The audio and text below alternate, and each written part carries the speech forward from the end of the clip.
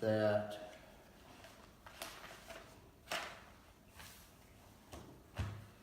sorry, I need to get this open in Greek.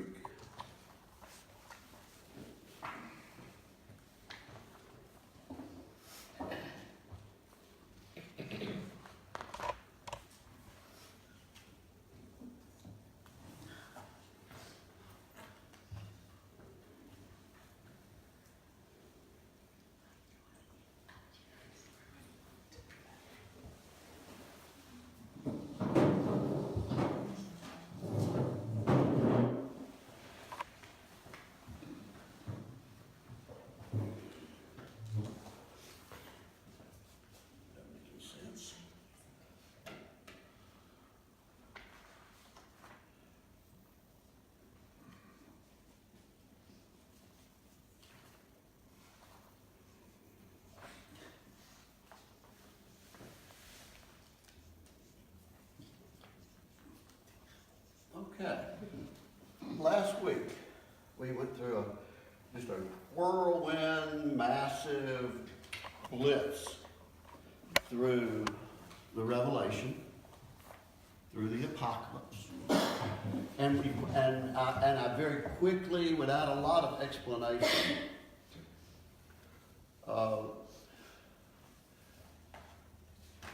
just a little cursory explanation about each, went through and placed timestamps on different portions of the book of Revelations. The premise being that the apocalypse, which we all remember means the unveiling, and the name of the book is not Revelations. The name of the book is the Apocalypse of Jesus Christ. The unveiling of Jesus Christ is the name of the book. And in fact, it is an unveiling of Jesus Christ over the course of the entire history of creation. And remember, we began in the throne room of God before the foundation of the world, and we showed that as the story goes forward, it's linear in time. And we placed timestamps along the way and that let us know that this is in sequence of time. It's not a mishmash, jumbled up, incomprehensible vision of the last days. It tells a story of the unveiling of Jesus Christ in apocryphal terms, in apocalyptic terms, but it doesn't. But it is linear, and it is a story, and as it unfolds, and it begins in the throne room of God before the foundation of the world, and it ends with the beginning of the new heaven and the new earth, and it covered all points in between. Now you remember that the story begins in the throne room of God. Let's go to the 5th chapter of the book of Revelation. The apocalypse, the unveiling of Jesus Christ.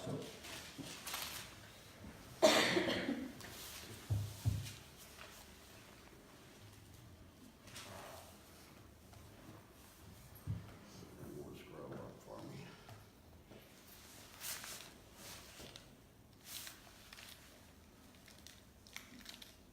Here we go. And so we place these timestamps along the way. Remember the flood, Abraham, the Exodus, the desolation under the hand of the Babylonians, the Maccabean revolt, the story of the two witnesses, the incarnation of Christ, the destruction of Jerusalem in 70 AD, the Bar Kokhba rebellion, and the destruction and the desolation of Israel in 135 AD. And that's where the perspective for John becomes now further off in the future. And we see that these future events unfold, some possible timestamps there, some of it that may have happened, some of it may yet remain in our future.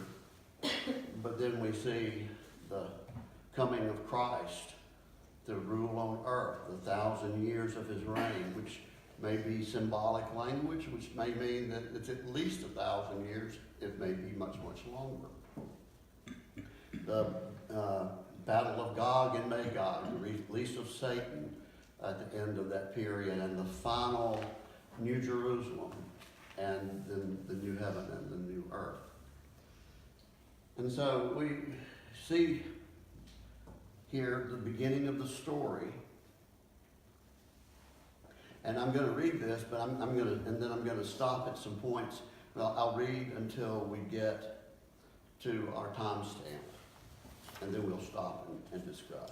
And I'll tell you in detail tonight, the class is dedicated to the very first time stamp that places the scene that we're about to read from the 5th chapter of Revelation. It gives us the time frame, it gives the time stamp that shows that this scene is occurring before the foundation of the world.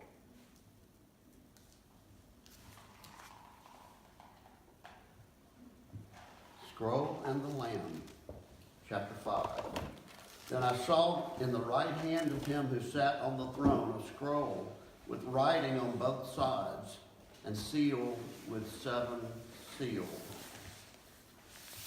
And I saw a mighty angel proclaiming in a loud voice, "Who is worthy to break the seals and open the scroll?" But no one in heaven or on earth or under the earth could open the scroll or even look inside it. I wept and wept because no one was found who was worthy to open the scroll or look inside.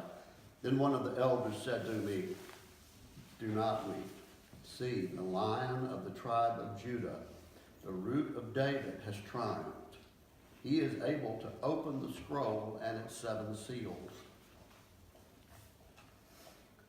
Then I saw a lamb, looking as if it had been slain, standing at the center of the throne, encircled by the 4 living creatures and the elders. The Lamb had 7 horns and 7 eyes, which are the 7 spirits of God sent out into all the earth. He went and took the scroll from the right hand of him who sat on the throne, and when he had taken it, the 4 living creatures and the 24 elders fell down before the Lamb. Each one had a harp, and they were holding golden bowls full of incense, which are the prayers of God's people. And they sang a new song, saying, "You are worthy to take the scroll and open its seals, because you were slain. And with your precious blood you purchased for God persons from every tribe and language and people and nation, and you have made them to be a kingdom and priests to serve our God, and they will reign on the earth."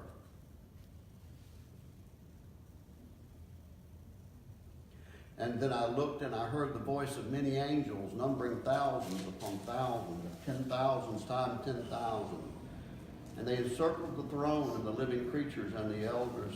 In a loud voice they were saying, "Worthy is the Lamb who was slain to receive power and wealth and wisdom and strength and honor and glory and praise."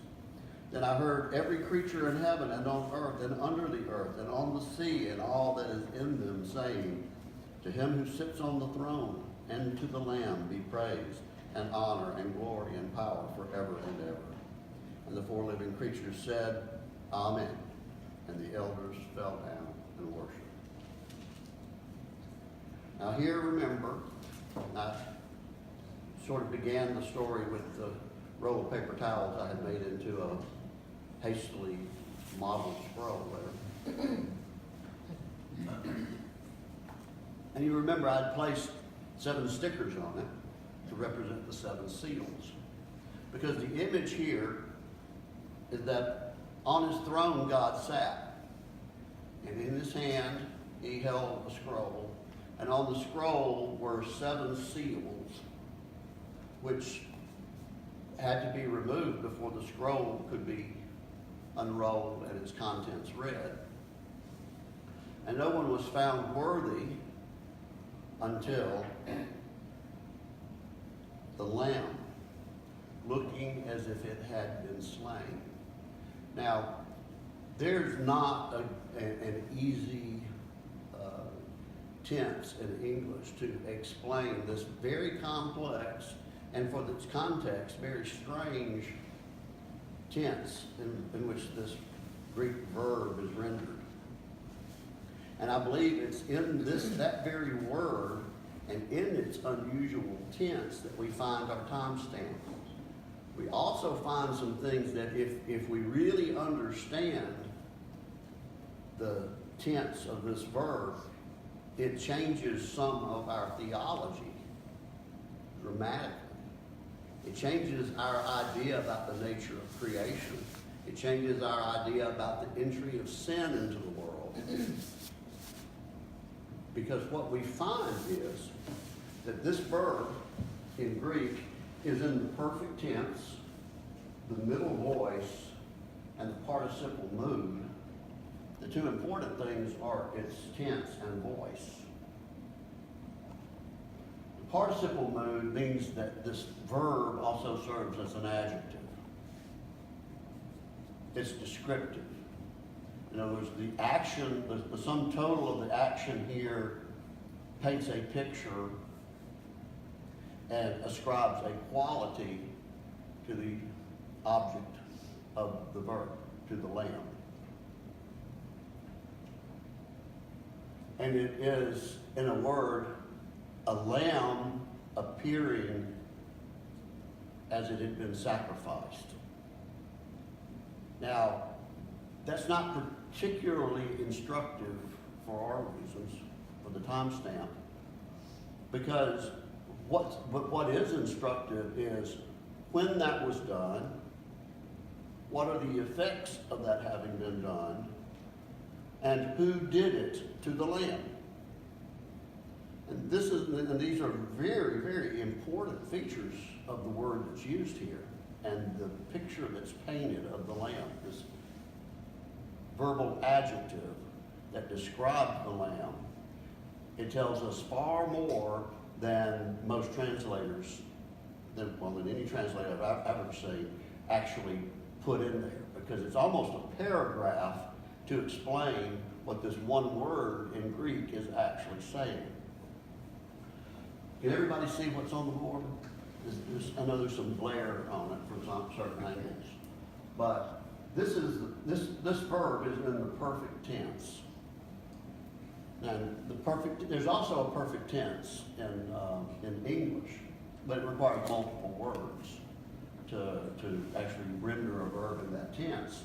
It can all be done in one word in Greek, but in the perfect tense, it is a present tense that describes an action that is complete in that present, but whose effects, but the results of the action exert an ongoing effect.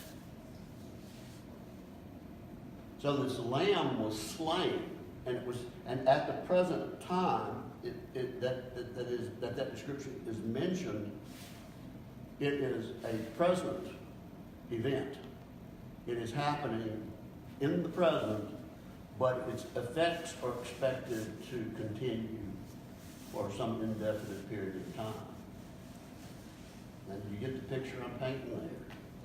That this lamb is appearing as if it had been slain, and it was slain on the spot, but the effects of it being slain, that it is, in one sense, continually being slain, and in another sense, the effects of it having been slain are ongoing effects that just keep on and on and on. So here, that's the perfect tense. And then very importantly and very interestingly, the combination of the perfect tense and the middle voice is an unusual combination. But the middle voice of the verb describes that the lamb is both the thing being slain, and it is also the thing doing the slaying. And to apply the middle voice middle voice is not that uncommon in Greek, but the perfect tense with the middle voice and applying it to the term, it's both the thing being killed and it is the thing doing the killing. It is the thing being sacrificed, and it is also the one doing the sacrificing. The lamb sacrifices himself, and the picture that we get here is saying, who's worthy? No one is worthy. And John begins to weep, and he says, and then the elder comes up to him and says, don't worry, look. And the lamb has, on the spot, sacrificed himself, had slain himself, offered himself as sacrifice, and goes up and takes the scroll from God's hand. Now, what puts the timestamp on this? Here's an event that's occurring on the spot. Now, later in the Revelation, we'll find a number of instances where Jesus is referred to as the Lamb slain before the foundation of the world. So that's what provides us our timestamp. Here, we're witnessing the event. Its effects will be ongoing and far-reaching. It is the Lamb as both sacrifice and sacrificer. This lets us know. This lets us know, and the fact that it is happening before the foundation of the world, and it puts a timestamp on this scene in the throne room of God, where the plan of God is handed to the Lamb to be executed. Handed to the Lamb so that the Lamb can carry out the plan of God. And forever after that, it is the Lamb slain before the foundation of the world. It lets us know that the sacrifice of Christ was not an afterthought. It was actually the whole reason for the creation of the world. Let that soak in a little bit. You know, this is not the Augustinian original sin narrative.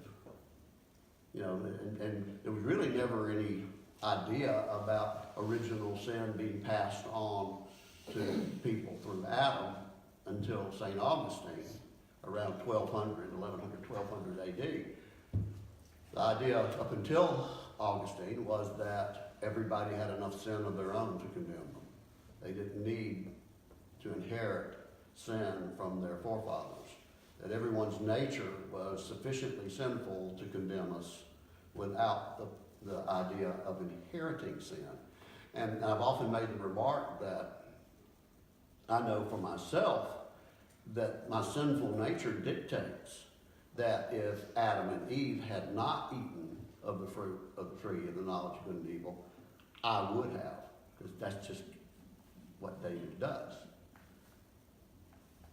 David, without original sin, would be the originator of sin, and I maintain that that's the case for everybody in the world.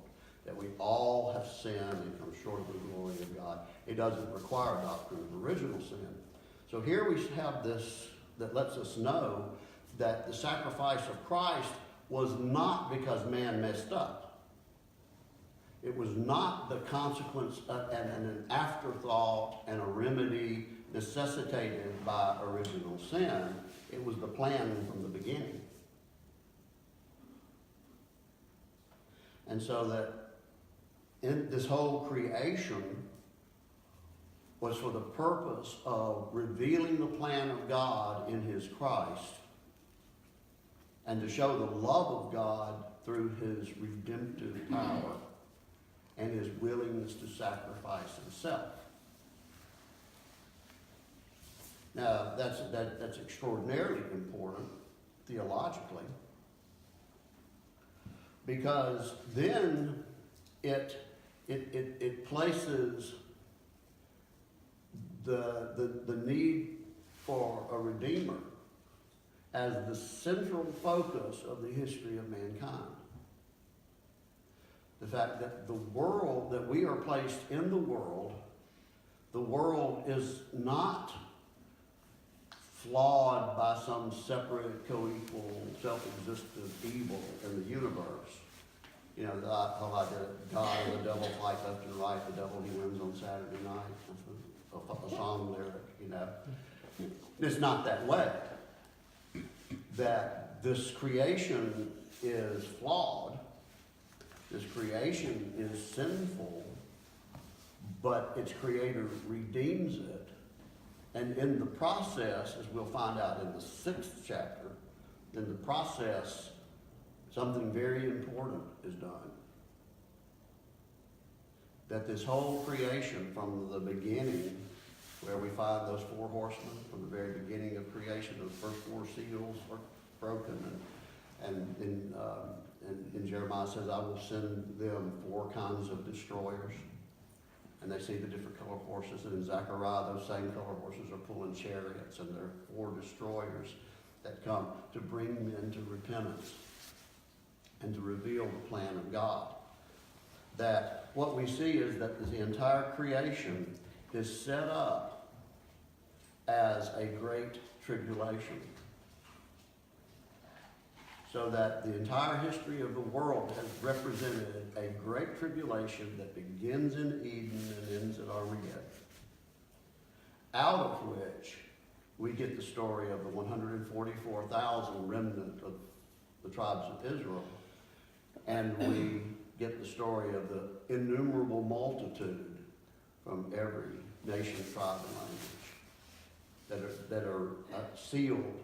The sealed remnant of Israel, which is only a few, it's only 144,000 out of all of Israel, but then a great multitude of others that are now redeemed and before the throne of God, because that is what the entirety of this creation is working towards.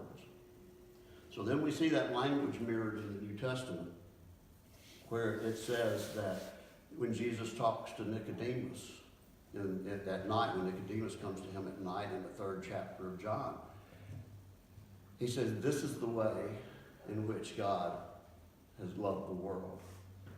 He sent his one and only of a kind Son. And in Greek, that's monogenes. He sent his monogenes, the only one born of his kind, so that the world may not perish.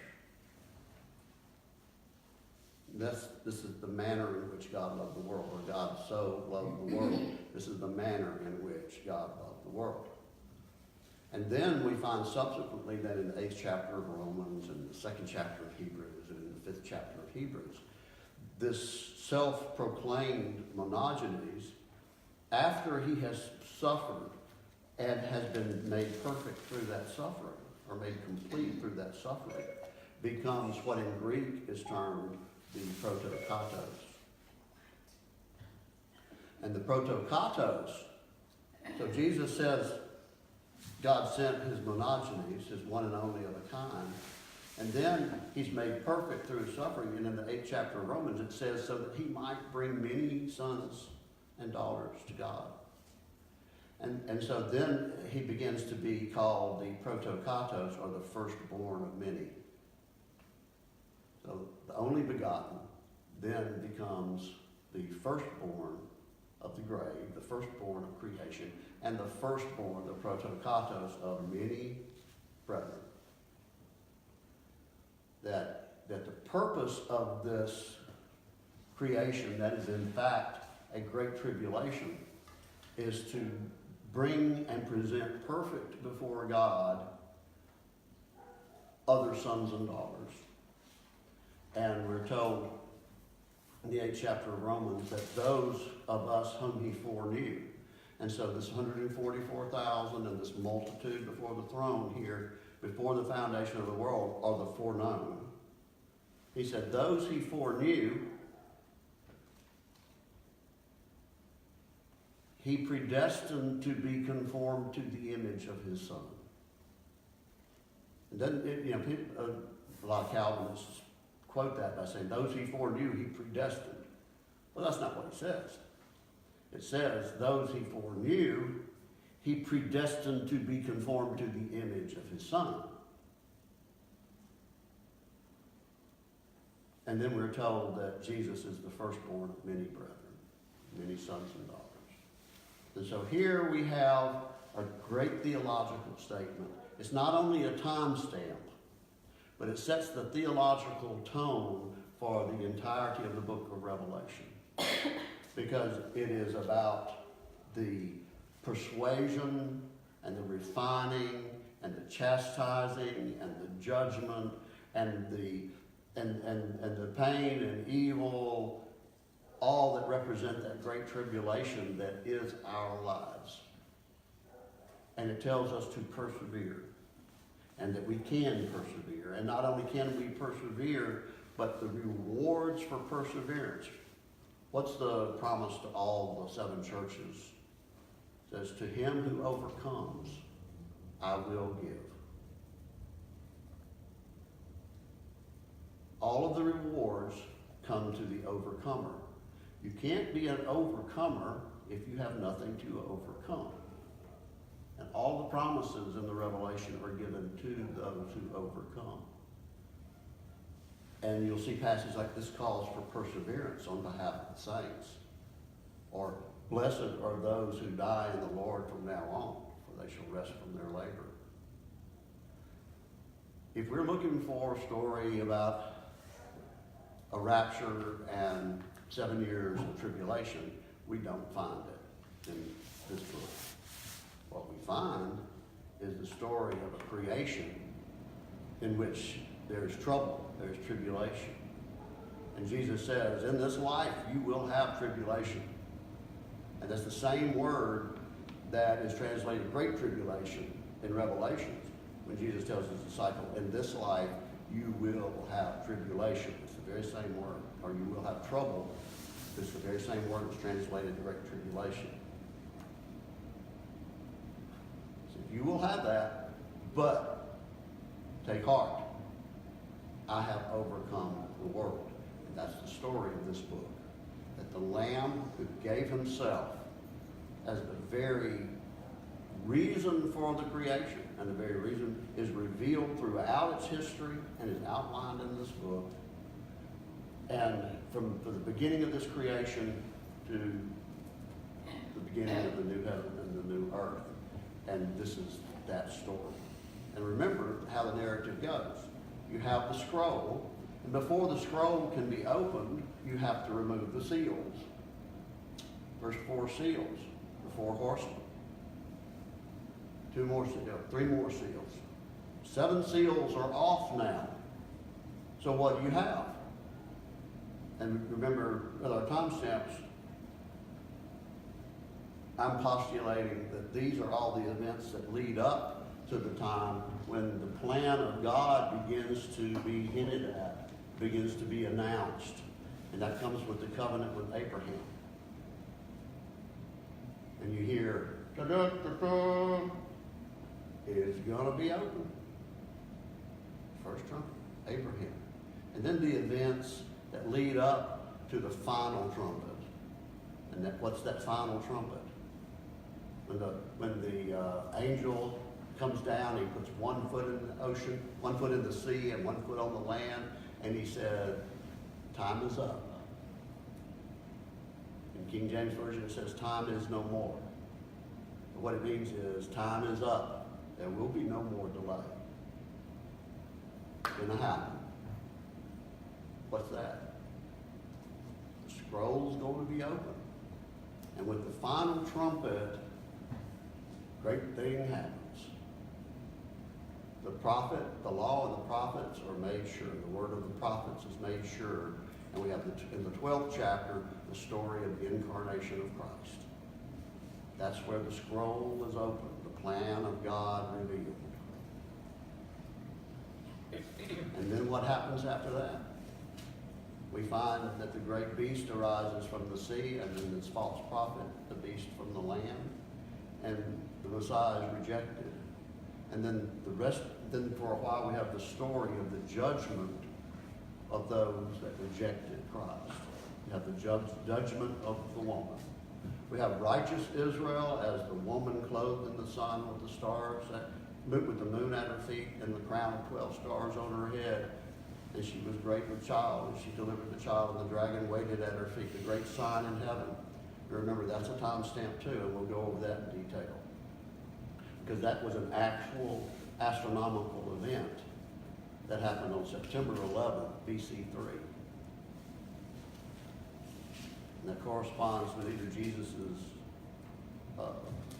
birth or his conception, and I don't know which.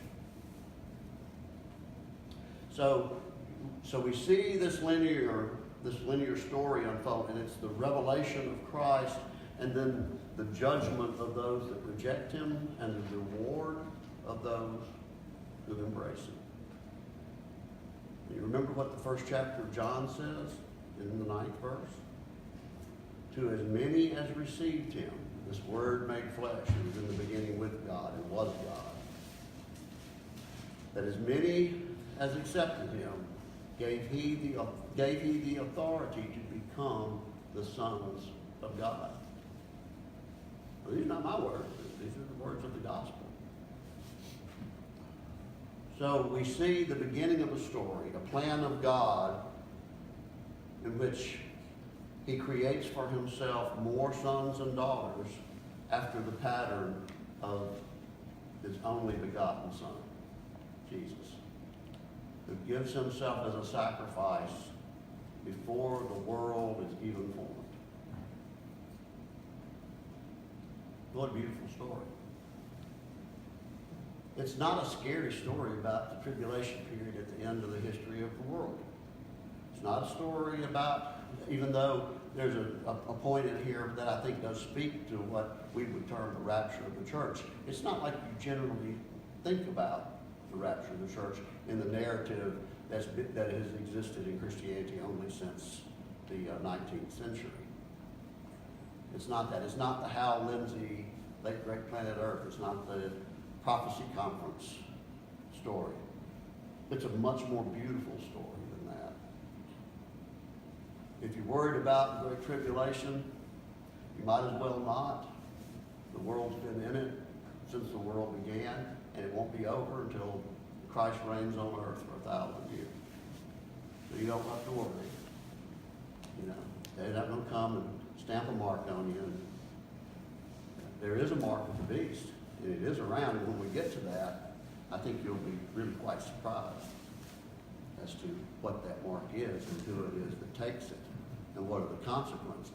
You know, I watched the whole thing with John MacArthur, who's a famous, I think he's a Baptist preacher, but he's a dispensationalist, and somebody asked him, he says, you know, if you take the mark of the beast during the tribulation period, can you still be saved? He said, well, I think you can. Well, first of all, it's a false premise, because there is no post-rapture 7-year tribulation period. That was made up by a Jesuit priest back in the 15th century to get the Pope off the hook, because the Protestant reformers were claiming the Pope was the Antichrist, and he didn't like it. So he said, make me up a story where I'm not the Antichrist. Make it a secular Antichrist. And they accommodated him. And then it got picked up again by a guy named Darby and his disciple C.I. Scofield, and C.I. Scofield put it in the Scofield Bible, and the rest is history. And now we've got that story, and it's the idea that the righteous will escape the world, and the world will burn, and we'll just live in heaven, and the world can burn and go away. That's not the story of the gospel. The story of the gospel is that the kingdom of God comes to earth.